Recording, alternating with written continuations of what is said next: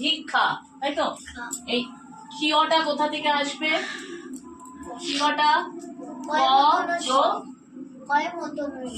ক যুক্ত পেটকাটা মূর্ধন্য ষ, তাই তো? এই দুটো মিলে হলো ক্ষিয়। তাহলে আমরা যখন বলবো ভিক্ষা, তার মানে কি আমাদের খ একটা উচ্চারণ হচ্ছে, তাই তো? তাহলে রাজভিখারি, রাজভিখারি, তাই তো? তাহলে আমরা যখন ভিখারি বলছি তখন কিন্তু আমাদের এই খটা আসছে।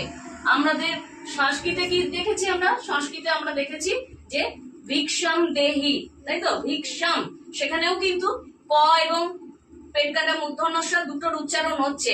সেক্ষেত্রে আমাদের কি দেখাচ্ছে? ভিক্ষম। তারপরে আমরা হিন্দিতে কি দেখছি? ভিক মাংলে, আমরা বলি না ভিক মাংলে, তাহলে সেখানেও কিন্তু এটা শব্দটা বর্ণটা থাকছে। কিন্তু যখন বাংলায় আসছি আমরা তখন কিন্তু ভিক্ষা এইটা হচ্ছে ক্ষিয় হয়ে যাচ্ছে। তাহলে রাজ ভিখারি, এইখান থেকেই কিন্তু আমরা এটা পাচ্ছি ভিখারি ক্ষয়ের জায়গায়। অনেকে ওই যে বলে ভিকারি, ভিকারি নয়, ভিকারি নয়, এই কটা একদম হবে না, ঠিক আছে? ক একদম হবে না, ভিকারি নয় বা ভিকিরিও নয়, ক একদমই নয়, খ কি আসছে?